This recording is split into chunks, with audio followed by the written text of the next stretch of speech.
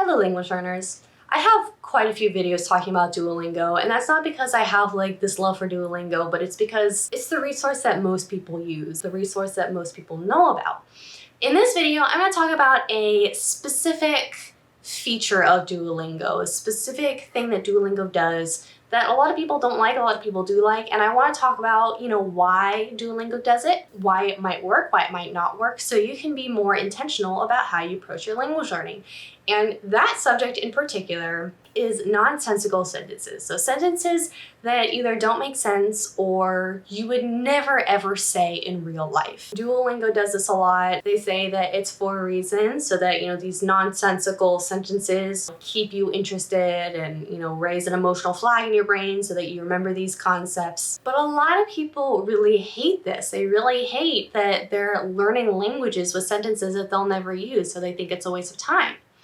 There are pros and cons to it, just like literally anything else about language learning. There are good parts and bad parts. So in this video, I want to really dive into why that might work for you, why that might not work for you, so you can make an educated decision about the resources that you're going to be using to learn your target language. First, I'm going to talk about specifically what Duolingo does and a couple other resources that kind of do a similar thing but differently. Then I'm going to talk about, if you don't like that, why that might not work for you and why something that makes more sense might be better for you. And then I'm going to end with a couple of reminders, just to keep in mind, so we don't get too temperamental, too hasty about this particular subject. So first of all, Duolingo. Duolingo, like I said, they have a statement on their website that says they do this on purpose to keep it interesting, to keep it exciting, to keep it different, so you don't get bored the same hello I'm a woman sentence time and time again. It's important to know that with Duolingo this is very intentional. They've manually created all the sentences, they've manually recorded the voice, so when you play the sentence, you hear the sentence, they've manually done all that, so it's very, very intentional. There are other resources that kind of do a similar kind of thing. I'm thinking specifically about Closemaster. Closemaster takes sentences that were already created on a website called Tatoba. More information on all that in the description box below. But Closemaster uses sentences from the other website and just kind of takes them, makes them closed sentences, and it's a lot less intentional, but the concept is kind of the same. And there are a few reasons why some people find this very, very helpful. So if you get really upset that it doesn't make sense, maybe it's not for you, but I'm going to talk about why. So maybe you can, rethink your perspective and make a more educated decision and not an emotional one. One thing to keep in mind about Duolingo, yes, Duolingo is like a free app for beginners. But one thing that I think a lot of people miss is that Duolingo does not focus on vocabulary. Duolingo focuses on grammar. So one of the points of these strange sentences is so that you don't get sucked into depending on context clues to figuring out the sentence. You don't think, okay, dog, ball, catch. You have to look at a sentence where it says, the bear catches the umbrella or something. So you're not as dependent on the context clues to learn the grammatical concepts that Duolingo is trying to teach you. You're less focused on the meaning of the word and picturing the concept of the words in your head. You're paying attention to the structure of the sentence, not the vocabulary, not so much the meaning. These nonsensical sentences also keep it a little bit interesting. So like I said, Duolingo focuses more on grammar, which is not vocabulary, which means you have a limited vocabulary, which means, again, the sentences can get kind of boring really quickly. So if you're learning, for example, the present tense, the regular present tense of 3 verbs, and you only have access to a few vocabulary words, those interesting words can help really, fortify sentences that make sense in a less boring way than saying the boy, the girl, the man, the woman all the time. You can add the snake, the bear, the jar, or whatever it is. You are learning the grammar concepts and not being quite as bored with the same simple vocabulary, the same basic vocabulary over and over and over and over again. Because remember, Duolingo is teaching grammar. Duolingo is not a phrase book. It is not a phrase book where if you go to a foreign country and you need to be able to say, where is the bus? I need a bag. where's the bathroom. That's not what Duolingo is for. You need to use other resources if you want something like that. And I feel like a lot of people get more upset because they don't understand that's not what Duolingo is for. Duolingo is more for actually learning the grammatical concepts and learning how the language is built, not just to have a handful of phrases to throw out whenever you need them. And then finally, the last point is that Duolingo depends on your emotional response to these sentences. So if you look at a sentence and you see the bear has an umbrella, that kind of, what? It's weird. It's kind of shocking and confusing, and it's like a little bit of a red flag in your brain, which makes it more memorable. It makes it more interesting. It's not blah, it's not bland, it's not boring, it's a lot more interesting, which can be a beneficial tool to help your brain learn. If you create those emotional memories and you have something that's really weird, you're not going to forget that. I definitely have quite a few examples of really weird sentences that I've been faced with Duolingo and Closemaster,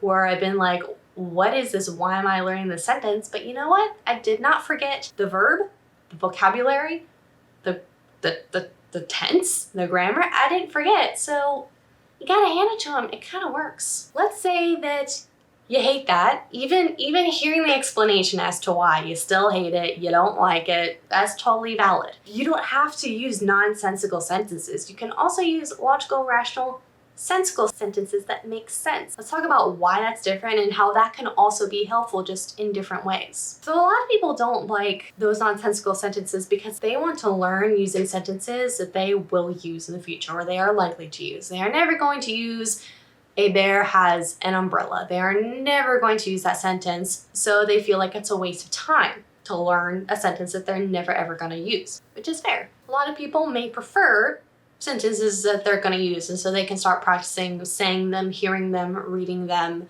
That's totally logical. These sentences can also help you express yourself in other ways. You know, if you have a sentence about traveling to a foreign country, that's a great way to start, you know, a role play situation where you can practice having a conversation with somebody. That can inspire a writing prompt. This can get you to listen to a video talking about travel. A sentence that makes sense can inspire you to practice that sentence or a related sentence in a myriad of different ways. Just depends on what inspires you, what interests you. Following the dopamine and going wherever it goes, whatever interests you. If you have sentences like, the bear has an umbrella, that can be kind of a dead end. But I think personally the biggest difference between the sensical and the nonsensical sentences is that yes, nonsensical sentences can be helpful because they create that emotion, that confusion, which can be helpful. But there's also the part where context helps. Sensical context that makes sense. You know, I always like to say that it's the most helpful to learn new vocabulary within context. So it provides meaning for your brain, and your brain can, you know, hold on to that vocabulary more easily because it's like filling a stopgap in a thought that you might have had, but you couldn't have before because you were missing that vocabulary. If you are learning the present tense of a few simple verbs, it'll be a lot easier to learn when you're learning it amongst sentences and you have to conjugate for you and I and they and we. If you are conjugating within the context of a sensical sentence, a sentence that makes sense, that provides meaning for our brain, so our brains find it a lot easier to grasp a hold of those rules, those patterns, those meanings. That is also another method to develop stronger memories. So it's really up to you. All those points for and against sensical and nonsensical sentences, there are two things that I want you to keep in mind. The first one, which I say all the time, is language learning is not one size fits all. No language strategy, not one, is one size fits all. So Duolingo may not be right for you. You know, the approach to using nonsensical sentences to build grammar and, you know, use that confusion and excitement to help you learn those grammar points, that might not be for you. That might not be a beneficial strategy for you, and that's okay. Or on the other hand, it might actually be interesting to you and funny to you, might make you laugh out loud, which can create stronger memories, so it might be helpful for you. Nothing is one size fits all. Everybody's different. So don't go hating on somebody else's strategy just because it doesn't make sense to you. It's not supposed to make sense to you, it's supposed to make sense to them, so leave them be. And the second thing I wanted to bring up is a metaphor that I think might be helpful for this kind of situation. On the subject of people getting really upset that nonsensical sentences will never be used. You will never need to use the sentence, the bear has an umbrella. You never will. However, I want you to think about a different kind of metaphor. You're going to the gym, right? And you're lifting weights. And you're lifting weights for the purpose of being healthier, being a little bit more fit, having some alone time. You are not lifting weights for the purpose of practicing lifting weights. You are lifting weights to get exercise, get healthier, have that me time. It's the same kind of thing. Using nonsensical sentences, you're not using nonsensical sentences in order to practice using nonsensical sentences and just saying the bear has an umbrella all day, every day. That's not the point. The point is that mental exercise and to practice your brain, to exercise your brain in a similar fashion. Training your brain basically to not say the bear have an umbrella. You're training your brain to say the bear has an umbrella.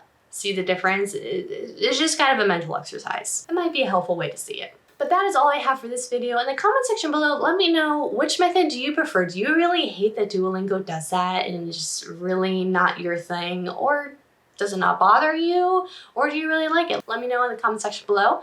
Otherwise, make sure you subscribe and hit the bell to be notified when I post a new video every Wednesday and Sunday. Have a wonderful day, and I will see you next time.